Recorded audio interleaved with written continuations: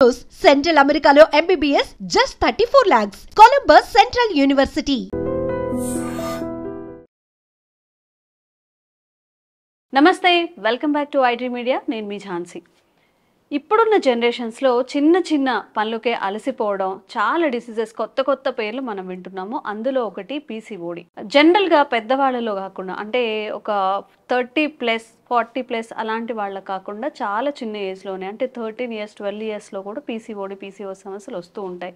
మరి అసలు ఏంటి పీసీఓడి అని అందరూ అంటున్నారు. పీసీఓడి అంటే ఏంటి, అది రావడం వల్ల ఎలాంటి ఆరోగ్యపరమైన నష్టాలు జరుగుతాయి, ఈరోజు తెలుసుకుందాం. ప్రస్తుతం మనతో యోగా థెరపిస్ట్ ఇంకా న్యూట్రిషనిస్ట్ డాక్టర్ ఓం ప్రకాష్ వర్ణ గారు ఉన్నారు. ఈరోజు పీసీఓడి గురించిన అన్ని సందేహాలను అయితే తెలుసుకుందాం. నమస్తే అండి. నమస్తే సార్, జనరల్గా ఇప్పుడున్న, అంటే చాలామంది చెప్తుంది ఏంటంటే మీరు నిద్ర సరిగా పోరు, ఫుడ్ తీసుకోరు, దానివల్లే లైఫ్ స్టైల్ డిసీజెస్ చాలా వస్తున్నాయి అని చెప్పి. What is PCOD? అది రావడం వల్ల ఒక మహిళ బాడీలో ఎలాంటి మార్పులు జరుగుతాయి? సో బేసిక్గా న్యాచురల్గా విమెన్లో మెన్స్ట్రల్ సైకిల్ అంటే టెక్నికల్గా చెప్పాలంటే 14 years నుంచి 49 years వరకు విండో ఉంటుంది, రైట్? సో ఈ విండోలో ఫస్ట్ 2-3 years కొంచెం హికప్స్ వస్తాయి, అలాగే ఎండింగ్లో 2-3 years కొన్ని హికప్స్ వస్తాయి.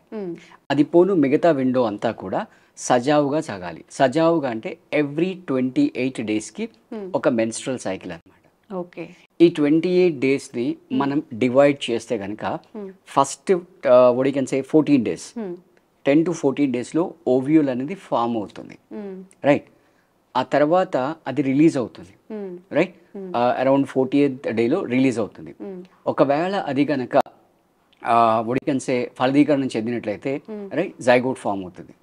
ఒకవేళ ఫలదీకరణం చెందకపోతే నెక్స్ట్ 14 daysలో అది బయటికి రిలీజ్ అవడానికి రెడీ అవుతుంది. రిలీజ్ అవుతున్నప్పుడు కొంచెం వేస్టేజ్ బ్లడ్ అంతా కూడా కలిసి ఆ 28th day రోజు బయటకు వచ్చేస్తుంది. దాన్నే మనం మెన్స్ట్రల్ బ్లీడింగ్ అంటుంటాం. సో యూజువల్గా ఇది 3 daysలో జరుగుతుంది. సో ఒక హెల్దీ విమెన్లో ఇది రెగ్యులర్గా జరిగే ప్యాటర్న్. ఇలా జరగకుండా అది ఓవరీలోనే డిపాజిట్ అయిపోయి, రైట్, అది పైలప్ అయిపోతూ ఉంటే, రైట్, అంటే ఐడియల్గా ఒక మంత్కి, అంటే ఒక సైకిల్లో ఒక ఓవ్యూల్ మాత్రమే రిలీజ్ అవుతుంది.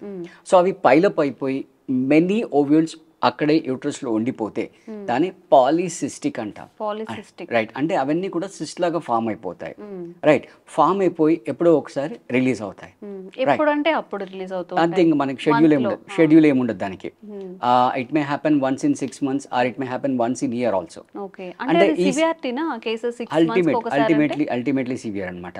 అంటే ఇప్పుడు నేను చెప్పినట్టుగా 11 months 1 year అని చెప్పాం కదా, ఆ 1 yearలో మధ్యలో ఆ 12 months సైకిల్స్ రావు, మెన్స్ట్రల్ సైకిల్ అనేది ఉండదు అనమాట. సో అవన్నీ కలిపి ఒకేసారి పైలప్ అయిపోతాయి. అంటే ఇప్పుడు ఒక సిటీ బస్ డోర్ ఉందండి, యూజువల్గా ఒక ప్యాసింజర్ దిగవచ్చు. అదే 10 passengers ఒకేసారి గబుకొని దిగారనుకోండి, ఒకరి మీద ఒకరు తోసుకొని పడతారు, దిగే వాళ్ళందరికీ కూడా ఇబ్బంది అవుతుంది. సో సేమ్ విమెన్ లైఫ్లో కూడా ఈ ఓవ్యూల్స్, అన్యూజ్డ్ ఓవ్యూల్స్ అన్నీ కూడా ఒకేసారి గబుక్కున బయటికి రావడం వల్ల, రైట్, అది ఇబ్బంది అవుతుంది. ఎస్పెషల్లీ మ్యారీడ్ విమెన్లో, right, whenever they are planning for kids. Okay. So ఇందాక నేను చెప్పాను కదా, రెగ్యులర్ సైకిల్ అంటే, రైట్, ఫస్ట్ day 1 నుంచి 14th day లోపల ఓవ్యూల్ ఫార్మేషన్ అవుతుంది, రైట్? అండ్ టిపికల్లీ చెప్పాలంటే 10-12 daysలో ఫార్మేషన్ అవుతుంది. 12th day నుంచి 16th day మధ్యలో ఎప్పుడో ఒకసారి రిలీజ్ అవుతుంది. రిలీజ్ అయిన తర్వాత ఒకవేళ అది కనుక ఫలదీకరణం చెందకపోతే బయటకు వచ్చేసింది, రైట్? సో ఇప్పుడు మనం ట్రాక్ చేయడానికి ఇబ్బంది అవుతుంది. అంటే ఓవ్యూల్ ఎప్పుడు రిలీజ్ అవుతుంది, ఎప్పుడు కాంజుగేషన్ జరగాలి, right, when the wife and husband should meet, ఇవన్నీ కూడా అసలు అన్నోన్ అయిపోతాయి. అంటే అసలు వాళ్ళ what you can say ఫలదీకరణం చెందే ప్రాసెస్ ఏదైతుందో దాన్ని మనం అసలు ట్రాక్ చేయలేము అనమాట. చాలా డిస్టర్బ్గా అయిపోతుంది. అంటే ఇది ఓన్లీ రిప్రొడక్టివ్ సిస్టమ్ మీదే కాకుండా ఈ హార్మోనల్ ఇంబ్యాలెన్స్ అనేది మిగతా హార్మోనల్ సిస్టమ్ మీద కూడా ఎఫెక్ట్ చూపిస్తుంది. ఎఫెక్ట్ చూపించి దాన్ని కూడా డిస్టర్బ్ చేస్తుంది అనమాట. అంటే వచ్చినప్పుడు మనం ఎలాంటి జాగ్రత్తలు తీసుకోవాలి, అసలు రావడానికి ప్రధాన కారణాలు ఏంటి? సో కారణాల్లోకి వెళ్ళినట్లయితే, అంటే మీరు ఒక 40-30 years వెళ్తే మనకు సామెత ఉంది, అది ఏంటంటే ఉద్యోగం పురుష లక్షణం. అంటే I'm not denying any one, but the system, Indian system ఎలా ఉండేది అంటే, స్త్రీ has to stay back at home, men has to go for work, right?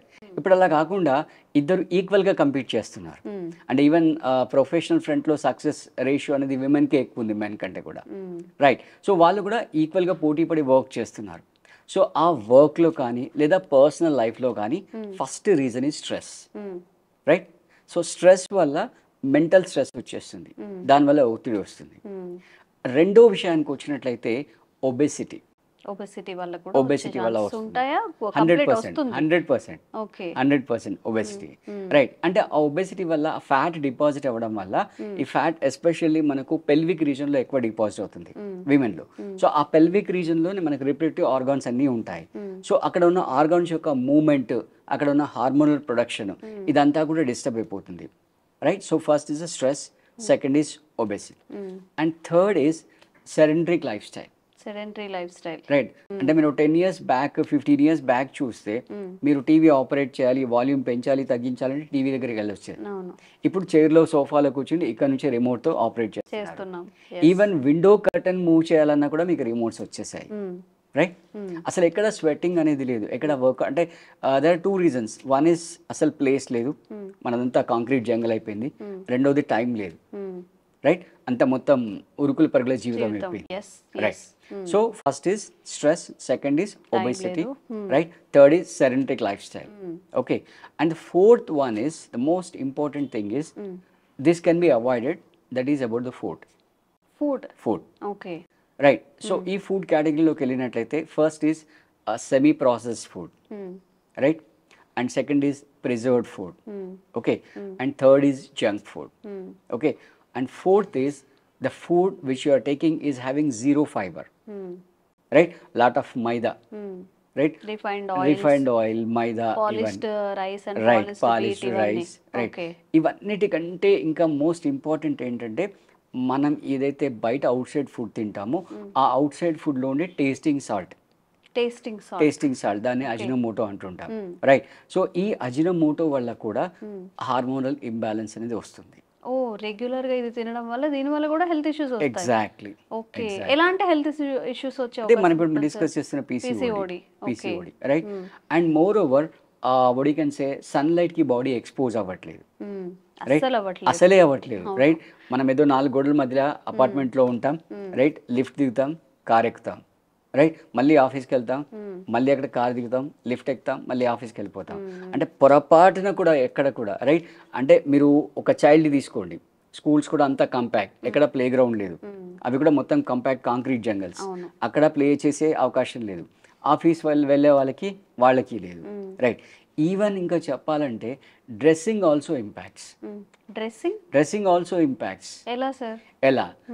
అసలు జీన్స్ అమ్మాయిలు వేసుకోకూడదు. ఎందుకు? జీన్స్ అందరూ కూడా టైట్ జీన్స్ వేసుకుంటారు. టైట్ జీన్స్ వేసుకోవడం వల్ల ఆ పెల్విక్ రీజన్ లో మళ్ళా కంపాక్ట్ అయిపోతుంది. టైట్ జీన్స్ వేసుకోకూడదు, అసలు జీన్స్ లూజ్ గా ఉండే ప్యాంట్స్ వేసుకోవచ్చు. అంటే యూజువల్ గా ఎస్పెషల్లీ ఈ కాలేజ్ గోయింగ్ టీనేజ్ అమ్మాయిలు ఉంటారు కదా, వాళ్ళంతా టైట్ జీన్స్ వేస్తుంటారు. ఆ టైట్ జీన్స్ వేయడం వల్ల ఏమవుతుందంటే ఆ పెల్విక్ రీజన్ అంతా కూడా కంపాక్ట్ అయిపోతుంది, రైట్? సో అక్కడ అసలు మూమెంట్ ఉండదు అనమాట. ఆ మూమెంట్ ఉండకపోవడం వల్ల అంటే ఈవెన్ జీన్సే కాకుండా ఇంకా టిపికలీ స్పీకింగ్ లెగిన్స్ టైట్ గా ఉండే బట్టలు వేసుకోకూడదు. యా, సో మనం చెప్పుకున్న ఈ ఫ్యాక్టర్స్ అన్నిటినీ కూడా ఇవాళ రేపు ఎస్పెషల్లీ ఈ సిటీలో ఉండే అమ్మాయిలు, అంటే ఈవెన్ ఇప్పుడు మొత్తం మీడియా అంతా కూడా విలేజ్ కి కూడా స్ప్రెడ్ అయింది కాబట్టి విలేజ్ లో ఉండే అమ్మాయిలు కూడా ఇదే స్టైల్ని ఫాలో అవుతున్నారు. సో వాళ్ళు కూడా ఇంపాక్ట్ అవుతున్నారు, రైట్? ఇఫ్ ఫుడ్ కానివ్వండి, స్ట్రెస్ కానివ్వండి, డ్రెస్సింగ్ కానివ్వండి, ఇదంతా కూడా వాళ్ళని ఇంపాక్ట్ చేస్తుంది, రైట్? అంటే ఎస్పెషల్లీ చెప్పాలంటే ఈ ఎర్లీ మార్నింగ్ సన్ రైజ్ ఉంటుంది కదా, అట్లీస్ట్ ఆ సన్ రైజ్లో ఒక ½ an hour కనుక ఎక్స్పోజ్ అవుతే, రైట్, కొంతవరకు మనం దీన్ని బయటపడవచ్చు అనమాట. ఓకే, సో దీని నుంచి బయటపడాలంటే, రైట్, మనం తీసుకోవాల్సిన జాగ్రత్తలు ఏంటి? First number 1, what you can say unpreserved food, అంటే హెల్దీ ఫ్రెష్ ఫుడ్, రైట్? అంటే మీరు తినే మీల్లో కనీసం ఒక 40% అన్న రా ఫుడ్ ఉండేటట్టుగా చూసుకోవాలి. 40% రా ఫుడ్ కానివ్వండి, ఎగ్ సాలిడ్స్ కానివ్వండి, ఈ ఫ్రెష్ వెజిటబుల్స్ కానివ్వండి, డైరెక్ట్ రా.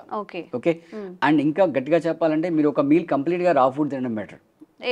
బ్రేక్ఫాస్ట్ డిన్నర్ కోసం, ఓకే, లంచ్ ఒకటి కుక్డ్ ఫుడ్ తినండి పర్లేదు, ఓకే? సో అట్లీస్ట్ బ్రేక్ఫాస్ట్ కానీ ఈవినింగ్ డిన్నర్ కానీ complete fresh vegetables, uncooked vegetables, right, salads, right, fresh fruits, seasonal fruits, regional fruits ఇవి తినడం.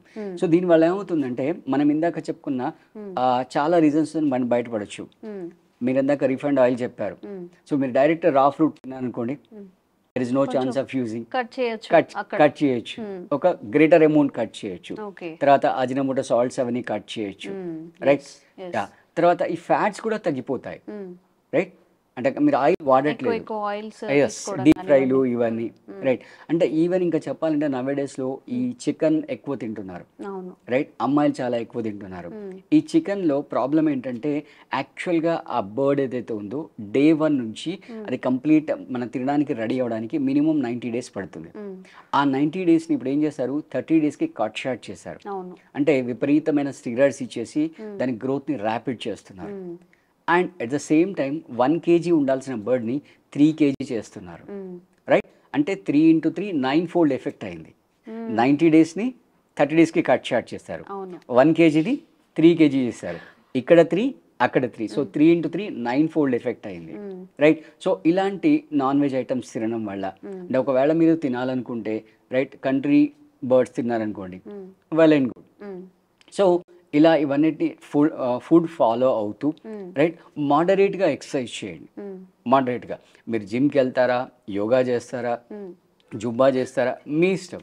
But make sure that your body is in movement. At least ఒక వీక్లో ఒక 3 hours, right. అంటే on an average అంటే Sunday వదిలేస్తే మిగతా 6 daysలో daily ½ an hour, right. Plus meditation, right. ఈ మెడిటేషన్ చేయడం వల్ల ఏమవుతుందంటే మెంటల్ కామ్నెస్ వస్తుంది, రైట్. అంటే what is basically meditation is nothing but it is an appointment taken by you for you,